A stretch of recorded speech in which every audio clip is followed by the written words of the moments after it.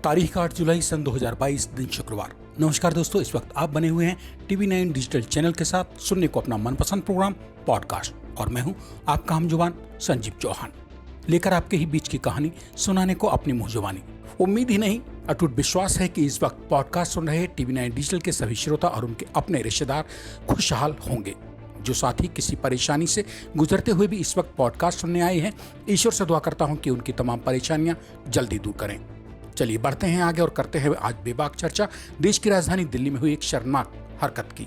इसलिए नहीं कि हमारी दिल्ली बदनाम हो, वरन इसलिए कि जाने अनजाने अगर आपके सामने भी कभी कोई ऐसी घटना घट जाए तो कैसे सावधानी पूर्वक आपको मदद लेनी चाहिए पुलिस की, ताकि आइंदा इस तरह की बेहुदा हरकतें करने वालों की हिम्मत न बढ़ सके। अपराध की दुनिया से जुड़ी ये सच्ची कहानी है बीते जून महीने के शुरुआती दिनों की। समय दोपहर का और जगह थी दिल्ली का जोरबाग मेट्रो स्टेशन, जहां एक सिरफिरा कहिए या फिर मनचला एक लड़की का खुलेआम उत्पीड़न कर रहा था। घटना सीसीटीवी फुटेज में रिकॉर्ड हो गई। इस शर्मनाक घटना को अंजाम देने के बाद मुलजिम मौके से भागने में कामयाब रहा। आरोपी को अंदाजा लग चुका था कि पीड़िता उसकी हरकत को नजरअंदाज नहीं करेगी, मतलब वो दिल्ली पुलिस के पास जरूर पहुंचेगी। लिहाजा आरोपी ने कानून के शिकंजे और पुलिस की नजरों से बचने के लिए विदेश भागने का प्लान बना डाला और आरोपी 4 जून सन 2022 को नई दिल्ली से फ्लाइट पकड़कर भारत के मित्र पड़ोसी देश नेपाल की राजधानी काठमांडू जा पहुंचा। इस बीच पीड़िता ने आरोपी को कानून के शिकंजे में कसवाने के इरादे के चलते उसके खिलाफ दिल्ली पुलिस में मुकदमा भी दर्ज करा दिया था। दिल्ली मेट्रो और रेलवे पुलिस ने 100 से ज्यादा सीसीटीवी फुटेज खंगालने के लिए 10 इंस्पेक्टर और 90 से ज्यादा अन्य पुलिसकर्मी यानी करीब 100 पुलिसकर्मी तैनात कर दिए, इस उम्मीद में कि किसी भी तरह से आरोपी की पहचान सबसे पहले हो सके। यह सब कुछ इस कदर गुपचुप चल रहा था कि आरोपी को तमाम कोशिशों के बाद भी पुलिस की कार्रवाई की भनक नहीं लग पाई कि आखिर दिल्ली पुलिस और पीड़िता ने उसके खिलाफ मोर्चा खोल दिया है। लिहाजा कोई खतरा सामने न होने की गलतफहमी पाले हुए आरोपी नेपाल से दिल्ली वापस लौट आया। बस आरोपी ने यही सबसे बड़ी वो गलती कर दी जो पुलिस और कानून के लिए मील का पत्थर साबित हुई।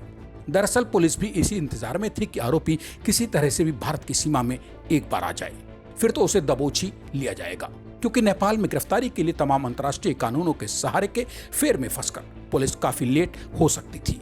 नेपाल से लौटकर आने के बाद आरोपी का इरादा दिल्ली पुलिस के शिकंजे से बचने के लिए सीधे दिल्ली की साकेत कोर्ट में सरेंडर करने का था। इसकी भनक दिल्ली पुलिस की टीमों को लग चुकी थी। बस फिर क्या था, पुलिस टीमों ने आरोपी और साकेत कोर्ट के आसपास अपना जाल बिछा दिया। इसी बीच एक दिन सुबह करीब 11 बजे पुलिस को पता चला कि आरोपी साकेत कोर्ट के गेट नंबर 2 के पास पहुंचने वाला है। जैसे ही आरोपी पहुंचा, उसे धर दबोचा गया। Delhi police DCP railway Harendra Kumar Singh और Delhi metro rail DCP Jitendra Mani कहते हैं कि 40 साल की उम्र के आरोपी मानव अग्रवाल की गिरफ्तारी में दिल्ली से सटे हरियाणा में मौजूद गुरुग्राम इलाके में स्थित एक सैलून मतलब नाई की दुकान ने अहम भूमिका निभाई। दरअसल वारदात वाले दिन सुबह आरोपी शेविंग कराने के लिए इसी सैलून में पहुंचा था। वहां उसने शेविंग कराने के बाद 40 रुपए की ऑनलाइन पेमेंट की। इसी ऑनलाइन ट्रांजैक्शन से दिल्ली मेट्रो और दिल्ली रेलवे पुलिस ने आरोपी के मोबाइल फोन और अन्य तमाम डिटेल ताड़ खंगाल लिए। डीसीपी के मुताबिक अब दौरान तफ्तीश आरोपी ऐसे शो कर रहा है जैसे कि मानो वो कोई साइको यानी कि मानसिक रोगी हो। अगर ऐसा है तो आरोपी की साइको जांच भी कराने में अब दिल्ली पुलिस कोई गुरेज नहीं करेगी।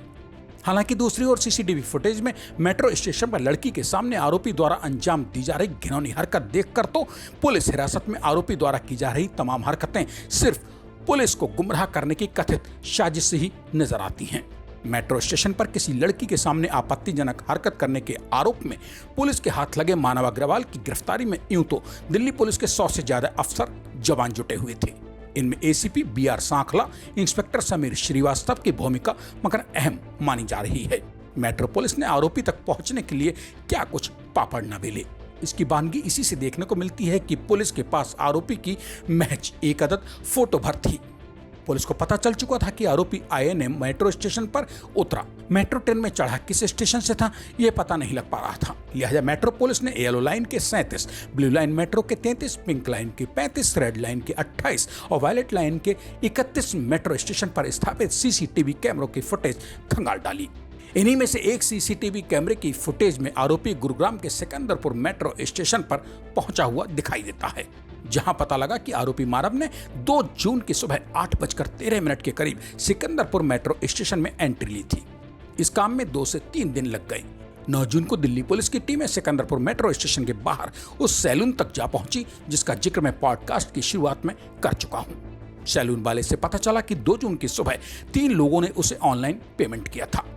तीनों कस्टमर के मोबाइल फोन को चेक करने पर एक फोन की लोकेशन सिकंदरपुर मेट्रो स्टेशन से डीयू, एम्स और आईएनए वाली लाइन पर मिल गई। इस बेहद उलझी हुई पड़ताल का समझिए पुलिस के लिए यही पहला और बड़ा टर्निंग पॉइंट था। अब तक पुख्ता हो चुका था कि आरोपी ने 2 जून की सुबह 7:53 पर सैलून वाले को 40 रुपए की ऑनलाइन पेमेंट की थी। इसके बाद उसी मोबाइल डिटेल का पीछा करते हुए दिल्ली रेलवे और दिल्ली मेट्रो ट्रेन की पुलिस टीमें आरोपी के कोटला मुबारकपुर, दिल्ली और डीएलएफ फेज 1 गुड़गांव के अड्डे तक जा पहुंची। लेकिन तब तक आरोपी दिल्ली से नेपाल भागकर 4 जून को काठमांडू पहुंच चुका था। गिरफ्त में आने के बाद आरोपी ने पुलिस को बताया है कि वो नेपाल से 19-20 जून को सड़क मार्ग से गुरुग्राम वापस आ गया था। अपने पीछे पुलिस के पड़े होने की भनक आरोपी को लग चुकी थी, लिहाजा उसने पहले सेशन कोर्ट में फिर हाई कोर्ट में अपनी अग्रिम जमानत की अर्जी डाली थी, लेकिन दोनों जगह से ही वो अर्जी खारिज हो गई। इस बीच आरोपी उत्तराखंड राज्य की राजधानी देहरादून और उसके मशहूर पर्यटन स्थल मसूरी में भी छिपा रहा। कोर्ट में सरेंडर कर पाता उससे पहले ही घटना के 35वें दिन दिल्ली पुलिस ने उसे दबोच लिया। अब तफ्तीश और कोर्ट में जो होना है सो होता रहेगा। फिलहाल इस बेहद उलझे हुए मुकदमे की गुत्थी सुलझने के बाद से ही दिल्ली के राजीव चौक और आईएनए मेट्रो थाने के एसएचओ ज्ञानेश्वर सिंह व Mahendra Singh, sub inspector Arun, ASI Bhupendra और हवलदार राजेश की तीव्र बुद्धि के चर्चे महकमे के आला अफसरान के जहन से मिटाए नहीं मिट रहे हैं। इसी के साथ अब आज पॉडकास्ट की इस कड़ी में मुझे यानी अपने दोस्त संजीव चौहान को दीजिए इजाजत। सोमवार रात 8:30 बजे तक मेरी लौट कर आने का कीजिए इंतजार। तब तक के लिए नमस्कार। और हाँ दोस्त, जाते जाते कमेंट बॉक्स में अपने मन की बात लिखकर पॉडकास्ट की इस कड़ी को अपनों के बीच शेयर करके TV9 डिजिटल चैनल को सब्सक्राइब भी तो करते जाइए।